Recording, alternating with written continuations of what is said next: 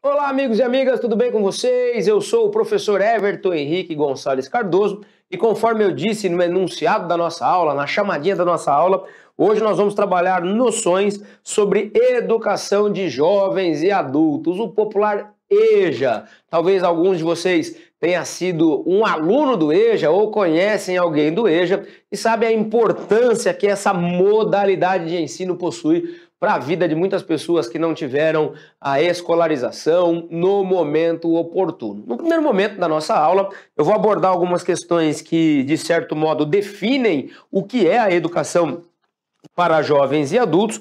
Posteriormente, nós vamos falar de algumas questões legais, inclusive, que envolvem o EJA. Vamos falar também sobre questões ligadas a alguns dos grandes autores utilizados, alguns autores precursores do que hoje nós entendemos como EJA. Vamos falar um pouco da importância da alfabetização, mas mais do que isso, do letramento para essas pessoas e, posteriormente, aqui alguns, digamos assim, mandamentos do professor ou do profissional que atua com educação para jovens e adultos, abordando as principais ideias relativas a esse tema. Muito bem, pessoal. Nós vamos começar aqui dizendo para vocês que quando nós falamos de EJA, nós estamos falando de uma modalidade de ensino. Isso é muito importante. Quando você vai para a própria LDB, a Lei de Diretrizes e Bases da Educação Nacional, você ouve falar nessa questão aqui da modalidade de ensino, né? Existem diferentes modalidades, o EJA é uma delas, que no caso é aplicado na educação básica.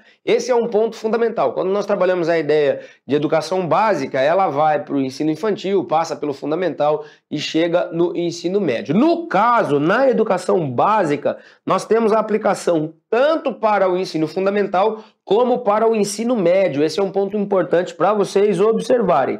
Que pega quem? Embora a educação seja chamada de EJA, educação para jovens e adultos, ela também não exclui os idosos. Esse é um ponto importante. Idosos são público em potencial para as atividades do EJA. Portanto, jovens, adultos e idosos que não tiveram acesso à idade escolar, né, a educação, na verdade, em idade escolar adequada. Vocês imaginem, por exemplo, uma pessoa de 30 anos fazendo o ensino fundamental junto a uma molecadinha de 8, 9, 10, 11, 12 anos. Talvez não daria muito certo isso acontecer, não é verdade? Ou mesmo, por exemplo, uma pessoa de 40, 50 anos cursando o ensino médio juntamente a um público de 15, 16, 17 anos, mais ou menos. Por isso que você tem esse momento, que é uma educação um pouco mais acelerada, com disciplinas, obviamente, com avaliação, mas que vão fazer com que essa pessoa consiga lograr êxito no seu processo de escolarização, permitindo N coisas.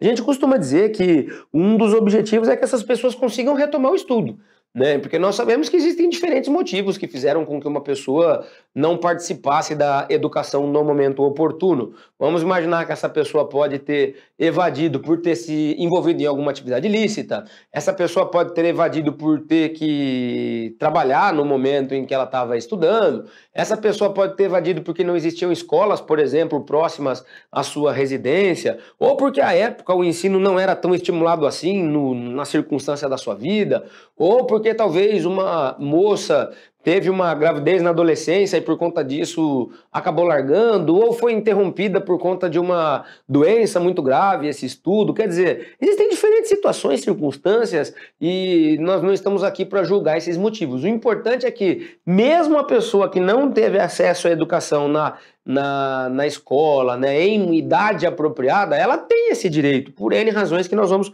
comentar aqui. E, obviamente, o processo é um pouco acelerado para que essa pessoa possa concluir em mais tempo.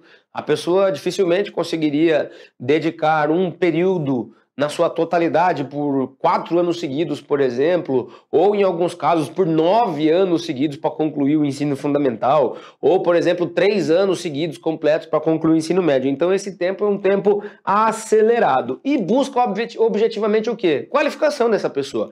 Qualificação, inclusive, para que ela consiga melhores oportunidades de trabalho. Por exemplo, prestar um concurso que exija nível fundamental, ou que exija nível médio, ou mesmo para que essa pessoa possa ter a escolaridade para entrar no nível superior, são alguns dos objetivos da educação para jovens e adultos. E, além disso, a prática da cidadania. Você pessoa, mesmo que em idade avançada, consiga aprender a ler e escrever, certo? É um processo de inclusão gigantesco a essa pessoa, não depender de outra, por exemplo, para ler um manual básico, para ler um documento, para conseguir observar um preço no supermercado, para conseguir observar uma placa de ônibus, para conseguir compreender uma sinalização. Quer dizer, é um processo de emancipação gigantesco, de valorização do indivíduo gigantesco. Vamos lembrar aqui que o ensino na educação de jovens e adultos pode acontecer tanto em modalidades presenciais, né, em modelos presenciais, como também em educação à distância, o popular EAD, considerando muitas vezes que as pessoas que não têm essa idade simétricazinha, a idade que ela deveria ter na escola, talvez ela não tenha tanto tempo e tanta disponibilidade, por isso a flexibilidade do EAD se torna importante para ela. E existem algumas regras básicas, né? O ensino fundamental, que é aquele que pode repor a pessoa os ensinamentos e a formação de 1º ao 9º ano, ele vai ser oferecido para pessoas que tenham 15 anos ou mais. Se ela tiver menos que isso, ela precisa participar do ensino fundamental regular, aquele que não é na modalidade EJA, tá joia? E para o ensino médio, a pessoa para poder cursar o 1º ano, o 2º ano e o 3º ano do ensino médio, permitindo a ela ingresso posterior no nível superior, ela tem que ser maior de 18 anos. Esse é um detalhe importante que os concursos gostam bastante de cobrar. Portanto, 15 anos ou mais para entrar em um EJA de ensino fundamental, mais de 18 anos para entrar num EJA de ensino médio. Tem amparo legal para que isso aconteça? Tem. Eu gostaria de comentar com vocês, inclusive, um item da própria Constituição da República Federativa do Brasil, lá do ano de 1988. Em 2018, recente agora, completou 30 anos da nossa Carta Magna, E lá no artigo 208 da Constituição, diz que o dever do Estado com a educação será efetivado mediante a garantia de ensino fundamental obrigatório e gratuito, assegurada inclusive sua oferta gratuita para todos os que a ele não tiveram acesso na idade própria. Tá aqui na nossa Constituição, galera. É um direito do cidadão ter acesso ao ensino fundamental, sendo assegurado, inclusive, a oferta, diga-se de passagem, gratuita, portanto, oferecida pelo poder público para todos aqueles que não a tiveram em acesso na idade própria. Esse é um detalhe importante. Muito bem, falando um pouco dos aspectos educacionais e filosóficos da educação para jovens e adultos, é muito possível que caia no seu concurso alguma questão sobre Paulo Freire, porque ele é reconhecido no Brasil e fora do Brasil também como uma figura muito importante nessa questão da alfabetização de jovens e adultos. E provavelmente alguma questão de Paulo Freire que cai no seu concurso vai ao encontro desse tema que eu vou dizer aqui para vocês, ó, que é a aproximação que esse autor fez do estudo à realidade do estudante. Que eu quero dizer para vocês? Ele criticava, inclusive, algumas cartilhas tradicionais que diziam o seguinte: B mais A dá BA, B mais A mais E dá B. Por que ele criticava isso? Ele dizia que, na verdade, o ensino deveria abordar a realidade do aluno. Você imagina você pegar uma comunidade rural, por exemplo, de pessoas que não foram alfabetizadas na idade oportuna, com uma faixa etária média aí de 40 a 50 anos de idade. Será que aquelas cartilhas tradicionais iriam ser adequadas para alfabetizar essas pessoas? Ou, na verdade, seria mais importante você usar frases do cotidiano, do espaço vivido, das experiências dessas pessoas? Por isso que acontecia um diagnóstico, um levantamento dessa realidade e, a partir disso, oferecer alguma coisa que seja parecido com a realidade dessas pessoas.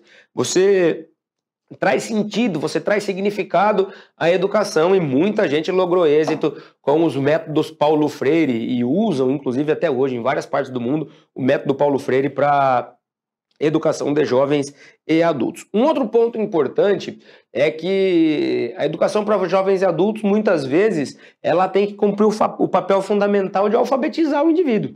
Um indivíduo com 30, com 40, com 50, com 60, com 70, 80 anos, às vezes, é objeto do EJA e ele precisa ser minimamente alfabetizado. E nós costumamos dizer, portanto, que aprender a ler e a escrever significa uma tecnologia, que é a tecnologia de decodificar e tornar a escrita uma coisa própria. Quer dizer, o indivíduo passar a dominar as letras, os números e, a partir disso, conseguir dar sentido a todas essas coisas. A gente costuma dizer que existe uma coisa que vem depois, né, dessa alfabetização, porque muitos indivíduos que foram pura e simplesmente alfabetizados não se tornam letrados. Traduzindo, O alfabetizado é aquele que conhece as letras, conhece as palavras. O indivíduo que é letrado, ou seja, que vive em estado de estado de letramento, ele usa socialmente a leitura e a escrita, pratica a leitura e a escrita e responde adequadamente às demandas sociais da escrita. Por isso que é muito importante você evoluir nesse processo, em que pese, obviamente, o ler e escrever básico ser fundamental, mais importante que isso é o letramento, que é quando você começa a colocar tudo isso em prática, quando você começa a atender às demandas sociais da escrita, se tornando assim uma pessoa efetivamente autônoma. Olha que importante é isso para a vida de uma pessoa, tá joia? E para que a gente possa encerrar essa aula de EJA, abordando as questões fundamentais aqui, existe um material postado no portal Gestão Escolar, ele traz os 5 mandamentos fundamentais do professor de educação para jovens e adultos. No caso, como eu disse a vocês, também para idosos. Seria a questão de considerar as trajetórias dos educandos, respeitar o tempo de cada um, faixas etárias com especificidades diferentes, diversidade como regra e motivar sempre, desistindo jamais. Vamos trabalhar cada uma dessas ideias rapidamente para vocês aqui. Como, por exemplo, considerar a trajetória dos educandos. Você olha para uma determinada sala, uma sala extremamente muito heterogênea, você precisa entender o porquê que aquele indivíduo às vezes chegou aos 30 anos de idade sem saber ler e escrever, ou lê e escreve vagamente e obviamente está muito longe do letramento ainda, domina pouco conhecimentos científicos, alguma coisa do tipo. Considerar a trajetória desse educando é muito importante. Por que esse educando está ali? Porque ele foi privado de liberdade em um determinado momento da vida, porque ele trabalhou por muito tempo, porque ele foi vítima de agressão, porque ele é portador de uma necessidade especial. Enfim, considerar isso é fundamental, porque você vai conseguir, conforme diz a Constituição, tratar os desigualmente os desiguais. Você vai tentar promover algum tipo de justiça para esse indivíduo. Você vai tentar, de certo modo, adequar algumas questões, algumas metodologias, alguns procedimentos, alguns exercícios à realidade daquela pessoa. Isso é extremamente importante. Outro ponto fundamental é respeitar o tempo de cada um. Um professor de EJA é diferente de um professor de cursinho pré-vestibular, por exemplo, em que os alunos perguntam pouco, quando perguntam é para avançar alguma coisa, e ele abre a boca no começo da aula, só para de falar no final da aula, e às vezes tem em 50 minutos, né, um período para passar vários séculos de história, ou várias regras de matemática, ou várias normas do português. No caso do professor de educação para jovens e adultos, ele tem que respeitar o tempo de cada um. Alguns vão demorar muito tempo para aprender uma coisa, outros vão aprender um pouco mais rápido, inclusive porque aí vem o terceiro mandamento, você tem faixas etárias com especificidades muito diferentes, né? Você imagine, como é que seria ensinar alguma coisa para um jovem de 18 anos no EJA? E às vezes ele vai estar convivendo ali na mesma sala com uma pessoa de 70 anos. São ritmos muito diferentes. Você tem alguns nativos digitais dentro dessa sala, ao passo que você tem pessoas que só viram um computador, nunca mexeram nele, sequer têm um celular.